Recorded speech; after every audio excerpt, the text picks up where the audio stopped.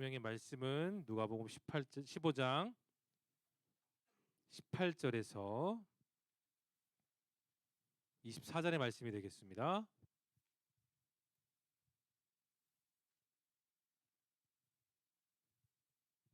누가복음 15장 18절에서 24절까지 18절부터 24절의 말씀을 저와 여러분이 한 절씩 교독하시고 마지막은 함께 읽겠습니다. 내가 일어나 아버지께 가서 이르기를 아버지 내가 하늘과 아버지께 죄를 지었사오니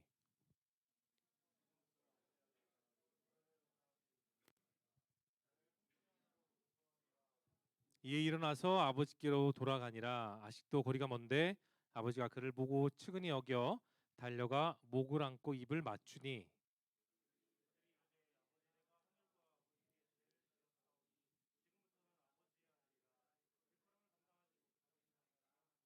아버지는 종들에게 이르되 제일 좋은 옷을 내어다가 입히고 손에 가락지를 끼우고 발에 실을 신기라.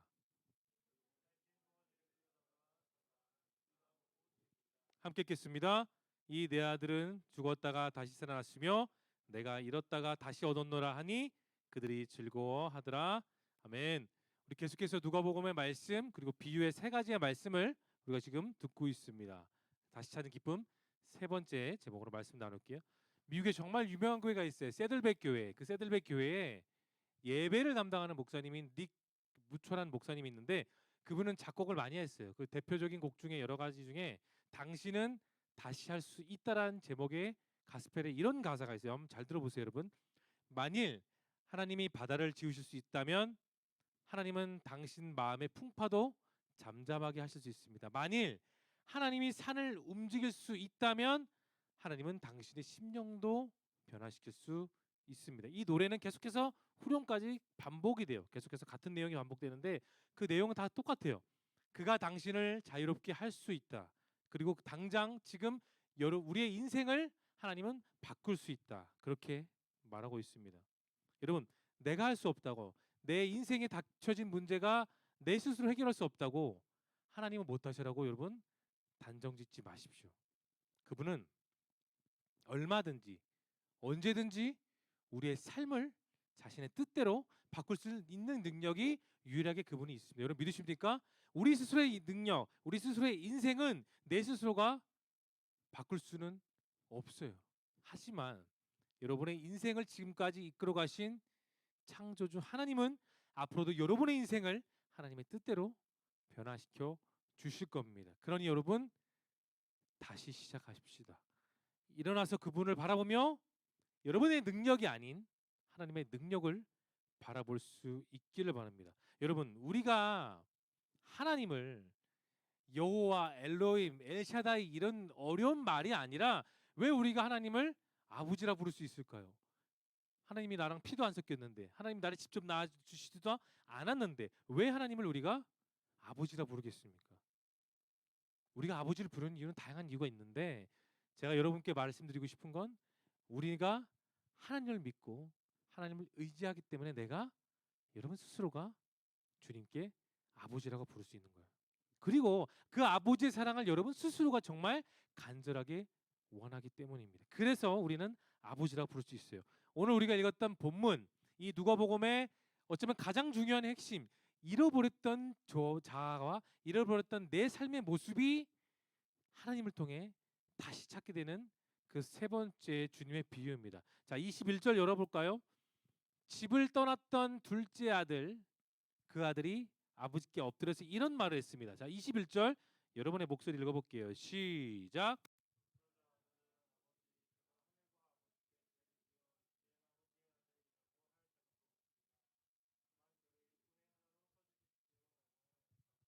집을 떠난 둘째 아들의 고향은 어딜까요? 떠돌아다니는 세상일까요? 아니면 돈이 있을 때 내가 아버지 재산의 절반을 갖고 있었을 때 내 마음대로 가고 싶었던 그곳이 이 둘째 아들의 진짜 고향일까요? 아니죠. 여러분 잘 알 겁니다. 둘째 아들은 돈을 완전히 다 썼어요. 몽땅 자신이 즐기고 싶은 거, 자신이 누리고 싶은 거, 자신이 하고 싶었던 본능에 따라 그의 재산을 과감하게 다 썼습니다. 근데 그런 말이 있어요, 여러분. 전쟁의 참호 속에 뭐 우리는 전쟁을 겪지 않았지만 지금 이스라엘은 전쟁을 겪고 있죠. 러시아도 마찬가지죠. 아무튼 전쟁의 참호 속에는 그런 말이 있어요. 무신론자가 있다 없다 없다라는 그런 속담이 있습니다. 전쟁이 일어나게 되면 무신론자는 없다라는 겁니다. 세상 사람들도 신이 존재하는 것을 믿고 싶어 한다는 얘기예요. 여러분 삶의 위기는 언제든지 찾아옵니다. 내가 지금까지 뭐 하던 일을 잘하고 있고 내가 완벽하게 내 인생의 플랜대로 계획하고 실행을 잘 했어도 여러분 우리 인생에는 반드시 내가 모르는 상황과 타이밍 속에 위기는 찾아와요.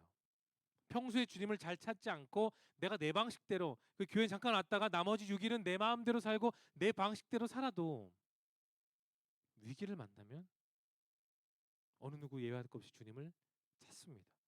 여러분 인생의 큰 문제 앞에서 우리는 대부분 하나님을 찾아요. 하나님 저 이렇게 큰 문제가 있습니다. 이런 내 앞에 큰 일이 있어요. 그러니 하나님 도와주세요. 우리는 그렇게 기도를 합니다. 유명한 심리학자 그런 말을 해요. 방황하고 정착하지 못하는 그 사람들의 대부분은 어떤 생각을 갖고 있냐? 절대자인 신을 찾는다. 아무리 방황하고 아무리 자목이 마음대로 살아도 결국 인생의 끝에 다다르게 되었을 때 내가 너무나도 힘든 상황에 놓여 있으면 그때 돼서 어떤 사람이든지 다 신을 찾는다고 합니다. 여러분 오늘 본문의 둘째 아들 아버지 품을 떠났습니다. 아버지 품에 있을 때는 그 아버지가 주셨던 사랑을 못 느꼈어요 전혀. 왜냐? 그 사랑이 부담됐기 때문입니다. 내 생각대로 살지 못하고 내 마음대로 내 계획대로 살지 못한 채 지금까지 둘째 아들은 아버지 옆에서 아버지 뜻대로 살았다고 생각했습니다. 그래서 아 이제 나도 나이가 어느 정도 됐으니 나도 머리가 좀 컸으니 성인이 되었으니 이제 아버지께 받을 유산이 있는 거 아니까 그 유산을 갖고 나도 이제 내 마음대로 살아보자. 아버지 품을 떠나보자. 그렇게 생각했을 때 호기롭게 아 난 잘 살 수 있어 다짐하고 나갔어요. 그렇게 내 방식, 내 계획, 내 생각, 내 의지대로 살면 지금까지 살았던 아버지 밑에서 인생보다 아 난 더 멋지게 살 수 있어. 더 당당하게 내 인생을 멋지게 살 수 있어. 그 생각을 둘째 아들이 했었습니다. 근데 여러분 문제는 이 둘째 아들에게 있어서 재산을 갖고 떠났다는 거에 문제가 둔 게 아니라 여러분 더 큰 문제는 뭐냐? 이 둘째 아들에게 있어서 문제는 아버지 품을 떠났다는 거예요. 누구 품을요? 아버지 품을 떠났다는데 문제가 있었습니다. 누가복음 15장 우리 12절을 열어볼까요? 12절 22절을 읽어도 상관없겠습니다. 자 22절 한번 읽어볼게요. 시작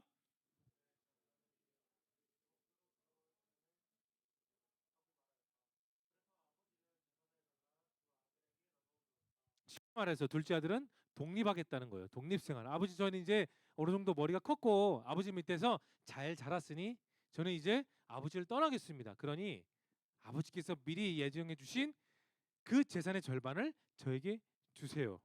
그렇게 말하고 아버지는 흔쾌히 재산을 줬습니다. 어떤 고부의 말도 누가복음 12장 15장 내용을 자세히 보시면 아버지는 안 된다는 말을 한 적이 없어요. 재산을 아들이 원한 대로 줬습니다. 그런데 그 재산을 갖고 떠났던 순간부터 둘째 아들의 생활은 평안했습니까? 기뻤나요? 아니요. 둘째 아들은 아버지 품을 떠나 재산을 갖고 나가는 그 순간부터 방황하기 시작했습니다. 아버지 재산을 가지고 내가 내 멋대로 아니면 내 차분한 계획을 갖고 살면 아 진짜 멋진 인생을 살 거라 그는 다짐했죠. 스스로를 믿었습니다. 그런데 둘째 아들의 미래는 어두웠습니다. 이어서 13절 한번 읽어볼까요?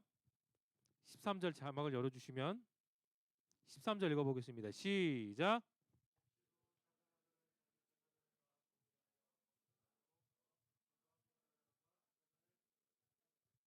분명히 말하고 있어요. 며칠이 지났죠?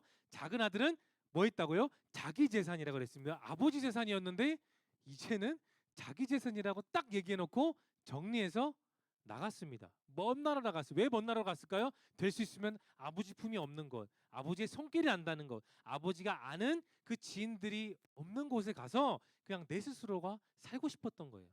아버지의 흔적이 없는, 그림자가 없는. 어떻게 살았습니까? 성실하게 살았어요. 그쵸? 성실하게 돈을 마구 썼죠. 자기 마음대로 느낌대로 아버지가 그동안 모았던 그 땀을 흘린 재산을 플렉스한답시고 막 썼습니다. 마구잡이로. 그래도 결과가 어떻게 됐습니까? 빈털털이 거지가 됐죠. 자, 그다음 모습이 어떻게 되는지 14절을 열어볼까요? 자, 14절을 한번 다 같이 읽어보겠습니다. 시작.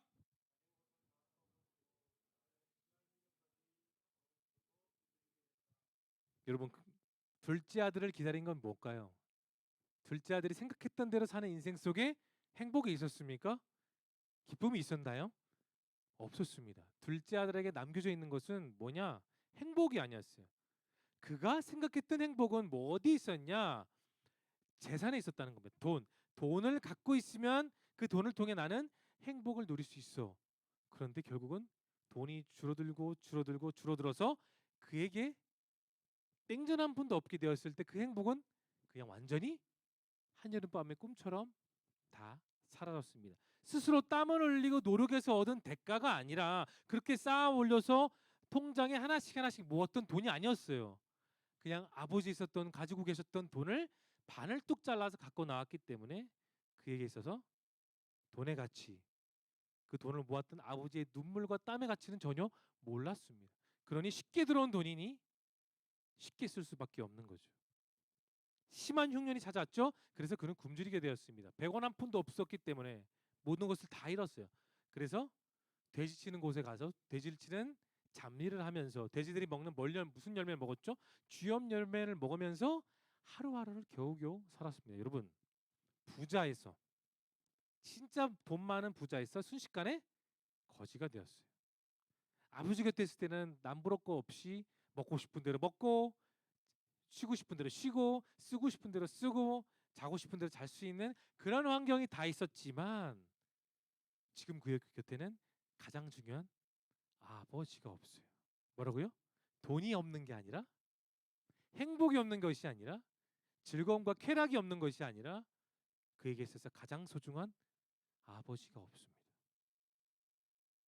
아버지 곁에 있을 때는 여러분 진짜 풍족함, 기쁨, 행복을 다 누릴 수 있었어요. 그런데 늘 풍성하게 누리며 하루하루를 살 수 있었습니다. 중요한 것은 내가 아버지와 함께 있는 것이 그래야 행복을 누린다는 거죠. 여기까지만 보면 둘째 아들의 인생은 끝났다고 보는 게 맞아요. 맞습니다. 비극뿐이죠. 그런데 거기서 그는 스스로 무너지지 않았습니다. 절망 속에 있었어요. 아무것도 없었죠. 자기를 좋아하는 아버지도 없었습니다. 또 자기를 미워하는 큰형도 없었어요. 종들도 없었습니다. 아무것도 없었어요. 그런데 17절에서 그는 이제 조금 깨닫고 이런 말을 해요. 자, 17절 부분 열어볼까요? 자, 17절을 여러분 목소리 읽어볼게요. 시작.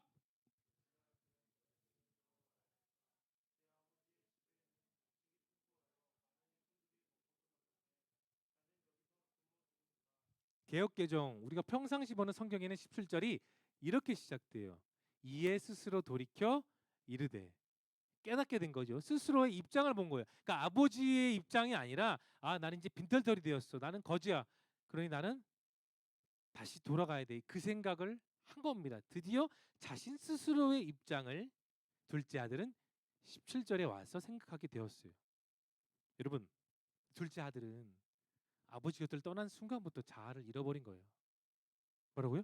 아버지 곁을 떠났을 때 돈은 그의 소유에 있었죠. 많은 돈은 그의 소유에 있었습니다. 하지만 정작 필요한 아버지로부터 공급받았던 행복과 기쁨은 그때부터 하나씩 하나씩 흘려지는 돈처럼 사라지게 되었습니다. 둘째 아들은 아버지에게 돌아갔을 때 종의 신분이 아니라 다시 그 둘째 아들의 신분이 회복되었어요. 아들의 신분을 상징하는 여러분 그 15장 끝을 보시면 아버지는 그 아들에게 새 옷을 입히고 세신을 시키고 반지를 다시 껴주고 아들을 위해서 값비싼 송아지를 잡아 온 동네에서 파티를 열게 되었습니다. 여러분 둘째 아들이 정말 바랬던 것은 무엇일까요? 단지 아버지 곁을 떠나 내게 책정되어 있는 돈을 내 마음대로 흥청망청 쓰는 게 그 둘째 아들의 진짜 바람일까요, 여러분? 둘째 아들은 이제 겨우 깨달았어요. 이제 조금 깨달은 거예요. 그 재산이 사라지고 나서 재산은 나의 행복이 아니고 나의 비전이 아니고 돈이 나의 전부다 아니라는 것을 돈이 다 사라지고 난 뒤에 둘째 아들은 알게 된 겁니다. 아버지를 통해 다시 일어섰고 다시 회복될 수 있다는 그 사실을 둘째 아들은 돈이 다 사라진 뒤에 비로소 깨닫게 되었어요. 테니스 선수 하면 정말 유명한 한 선수가 있어요. 마르티나 나브라틸로바라는 그 선수는 38살에 은퇴했습니다. 정말 실력이 출중한 여자 테니스 선수였었어요. 근데 전성기에 비해서 나이가 들면 들수록 근력이 빠지고 기술이 빠질 수밖에 없겠죠. 그런데 38살에 은퇴하고 난 뒤 6년 뒤 44살에 그녀는 다시 테니스 코트에 복귀했습니다. 6년의 공백을 깨고 열심히 준비하는 가운데 아무도 우승을 하지 못할 거라고 장담했고 전문가들도 해설가들도 그녀는 복귀했지만 우승은 못할 겁니다라고 그렇게 말을 했어요. 하지만 44살에 복귀한 뒤 약 3년 뒤인 47살에 그녀는 윈블던 대회에서 우승합니다. 실제로 나와 있어요. 내용 그 뉴스를 봐도 여러분. 선수의 생활을 마무리하고 다시 복귀했을 때 그녀는 인터뷰에 이런 말을 했습니다. 우승의 비결이 뭐냐고 했었던 기자의 말에 그녀는 딱 이 한마디만 해요. 잘 들어보세요, 여러분. 제가 우승할 수 있었던 비결은 초심의 자세만 잃지 않으면 인생은 어느 때든지 반드시 기회가 옵니다. 그녀는 그 얘기를 했어요. 뭐 어떤 훈련을 했습니다. 얼마나 많은 실력 기간 동안에 제가 노력을 했습니다. 그런 얘기를 한 게 아니라 그녀는 딱 한마디 했어요. 초심을 잃지 않으면 내 첫 마음을 잃지 않으면 누구든지 다시 일어날 수 있는 기회가 온다는 것. 여러분 초심이란 마음은 내가 내 첫 마음으로 돌아간다는 거예요. 내게 주신 그 예수님의 첫사랑으로 돌아가는 게 여러분 초심이에요. 아버지 되신 하나님을 향해 내 마음을 세상으로 향했던 내 마음을 어디로 돌린다? 우리 곁으로 하나님 곁으로 돌린다는 거예요. 여러분 우리는 신앙생활하는 하루보다 나머지 6일의 일상생활이 훨씬 더 깁니다. 훨씬 더 많은 생활을 세상에서 해요. 그럴 때마다 느끼는 게 있어요. 하나님을 향한 내 믿음이 흔들릴 때 세상의 내 마음을 계속해서 흔들어서 하나님보다 세상이 더 좋은 것이 내 마음에 가득 찰 때 신앙의 열정이 생각이 예전 같지 않다고 느껴질 때가 분명히 있습니다. 그런 신앙의 위기가 올 때마다 여러분의 초심을 돌이켜 보십시오. 주님을 처음 만났을 때, 주님이 처음 내 마음에 다가왔을 때의 그 입장과 그 첫사랑과 그 감격을 여러분 다시 떠올릴 수 있기를 바랍니다. 가장 뜨거웠던 때, 가장 열정적일 때, 가장 소망이 가득했던 그 여러분의 신앙생활의 모습으로 회복될 수 있기를 바랍니다. 그 초심으로 돌아가면 우리는 여러분 일어서게 됩니다. 내 삶을 억누르는 모든 것으로부터 우리는 회복되게 돼요. 베드로도 그랬습니다. 믿음의 사람은 넘어질 수가 있어요. 당연히 다 넘어집니다. 저도 마찬가지고도 여러분도 마찬가지고 여러분의 부모님도 어느 누구도 예외될 것 없이 예수님을 믿는 크리스찬이라면 다 넘어질 때가 있어요. 쓰러질 때가 있고 상처받을 때가 다 있습니다. 여러분 그거 압니까? 산악인은 어몽길 같은 그런 산악인의 진가는 밝은 대낮에 산에 오르는 것이 아니라 험난한 저녁에 오를 때가 진가를 발휘합니다. 배를 모는 사람들은 풍랑이 일어날 때 그 사람의 진가가 일어납니다. 그렇다면 믿음의 진가는 언제 일어나냐? 내게 시련이 오고 내게 고통이 오고 내게 힘겨운 일이 왔을 때 그리고 내가 인생의 도전이라는 것을 정면으로 부딪힐 때 우리는 우리 믿음의 진가를 바랍니다. 결정적인 순간에 더욱 부르짖어 기도할 때 우리 신앙은 여러분 회복돼요. 우리 아버지 되신 예수님을 통해 여러분의 삶이 회복될 수 있기를 바랍니다. 저는 진정한 힘, 우리 인생의 회복의 힘은 우리 스스로에게 없다고 생각합니다. 우리의 회복의 힘은 예수님께 있어요. 밤낮 1등하고 공부 열심히 한다고 해서 여러분 거기에 우리의 인생의 진짜 힘은 있지 않습니다. 여러분 잘할 거예요. 이지선 양. 사고 나기 전에는 정말 아름다운 외모, 아름다운 모습으로 신앙생활을 했습니다. 그러나 사고를 당한 후에 3도 화상으로 얼굴과 전신에 큰 화상을 입었죠. 그런데 그녀는 화상을 입었음에도 지금도 여전히 밝은 모습으로 가장 앞에서 하나님을 찬양합니다. 화상으로 안타까운 사고로 온몸과 얼굴에 화상이 일어났어요. 이전의 모습은 찾을 수가 없죠. 그럼에도 불구하고 이지선 씨는 내가 만약에 과거로 돌아간다 하더라도 저는 그 옛날의 모습을 갖고 싶지 않다는 인터뷰를 본 적이 있습니다. 왜 그랬을까요? 누구나 예전에 가장 아름다운 모습으로 돌아가고 싶은 것은 마찬가지인데 근데 그녀는 그 옛 모습이 아닌 지금의 모습으로 나는 예수님을 사랑하고 싶다라는 인터뷰를 들은 적이 있어요. 여러분 바로 이런 힘이 필요합니다. 우리를 낙심케 하는 문제에 또 문제가 왔다고 뒤로 넘어지거나 뒤로 도망가는 것이 아니라 그 문제 앞에서 여러분 정면으로 돌파할 수 있기를 바랍니다. 이 둘째 아들은 자신의 인생에 문제가 왔어요. 아버지가 해줄 수 없는 그 난감한 문제가 왔습니다. 그럴 때 그는 정면으로 돌파했어요. 그 돌파의 방법이 뭐죠? 아버지께로 돌아가는 거였어요. 자신을 진짜 사랑하는 그 아버지께로 돌아가는 것. 돌아온 아들에게 아버지는 이런 말을 했습니다. 우리 20절을 읽어보겠습니다. 자막 열어주시면 20절을 한번 읽어볼까요? 시작.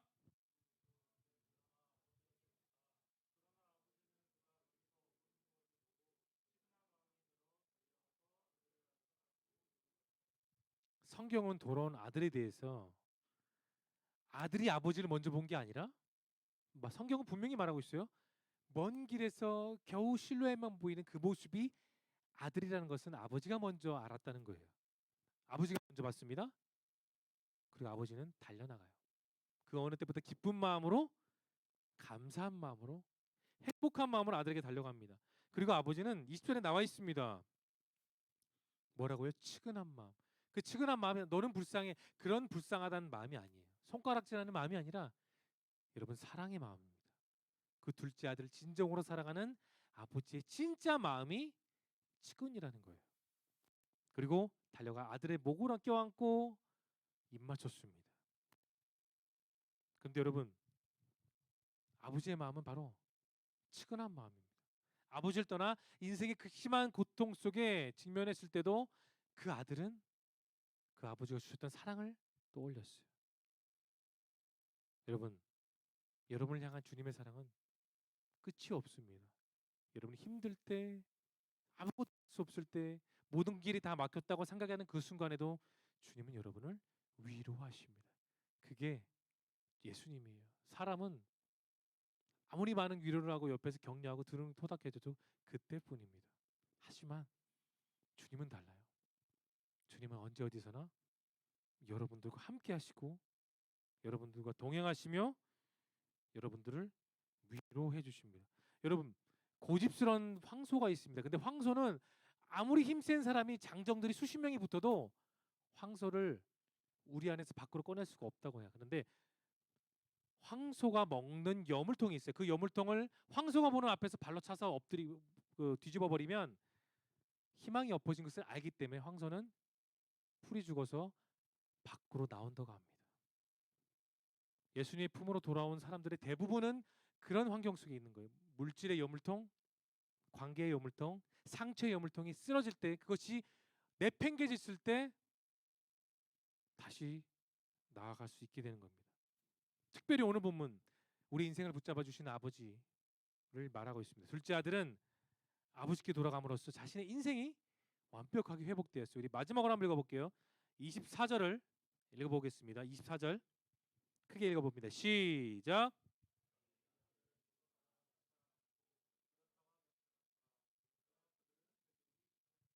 여러분 오늘 말씀 다 잊어버릴 수 있지만 이 마지막에 이거 한 가지는 반드시 기억해야 돼요.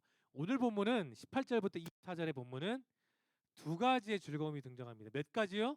두 가지입니다. 첫 번째는 자기 마음대로 살고 싶어 했던 아들의 즐거움이 있어요. 두 번째는 이런 아들을 찾았던 아버지의 즐거움. 이 두 가지의 즐거움이 오늘 본문에 똑같이 등장합니다. 둘 다 즐거움을 누렸어요. 각자의 입장에서. 그러나 제대로 된 즐거움, 회복의 즐거움은 바로 아버지의 즐거움이었습니다. 사랑하는 청년 여러분, 우리를 다시 살게 하는 그 예수님께 여러분 나아갈 수 있게 바랍니다. 그 주님만 여러분 바라보십시오. 지금 여러분들이 붙잡아야 되는 것은 여러분의 직장이 아니고 여러분이 갖고 있는 통장의 재산이 아니라 예수님입니다. 그것이 문화이든 술이든 담배이든 무엇이든지 어떤 것이든지 세상의 것이 아니라 우리가 붙들어야 되는 것은 예수님 한 분뿐입니다. 바로 거기에 여러분의 삶의 회복이 있고 빛이 있고 영원한 행복이 있다라는 것을 여러분 기억하십시오. 자막 한번 열어보세요. 마지막으로 영국의 시인 에밀리 그레이의 부서진 것을 통해라는 시가 있었습니다. 한번 읽어봤는데 너무나도 좋아서 한번 갖고 왔습니다. 여러분과 제가 큰 목소리를 같이 한번 읽어볼게요. 시작. 부서진 대지에 곡식이 자라고 익어갑니다. 부서진 구름이 넓게 퍼져 충만한 비를 뿌립니다. 이 곡식과 물이 우리의 양식이 됩니다. 오히려 부서진 것들에 의해 우리가 살아가는 날들이 새로워집니다. 부서진 마음은 또 회개하는 마음, 주님이 결코 멸시하지 않으시는 마음입니다. 뉘우치고 돌아오면 주님은 부서진 마음도 기뻐하십니다. 회개하고 나를 비운 마음은 비록 부서졌다 할지라도 주님께 귀한 향기가 됩니다. 여러분 기억하십시오. 부서진 마음이라 해도 다른 사람들이 뭐 제 모습 저래 그렇게 말을 해도 있는 모습 그대로 예수님께 여러분 나아가세요. 주님 앞에 여러분은 꾸밀 필요가 없습니다. 있는 모습 그대로 내 현실의 모습 그대로 주님께 나아가면 주님은 여러분의 있는 모습 그대로를 사랑해 주십니다. 말씀을 정리할게요. 아무리 가문 땅에도 여러분 단비가 내리면 사막도 촉촉해지는 법입니다. 황폐해서 생물이 살지 못하는 그 사막에도 여러분 오아시스가 있어서 주변에 동물들이 살아가요. 부서지고 쓰러진 마음에 우리의 마음에 오아시스 되시는 예수님의 회복이 있습니다. 주님의 그 회복으로 여러분의 삶에 온전한 회복을 누릴 수 있기를 예수님의 이름으로 축원합니다. 함께 기도합시다.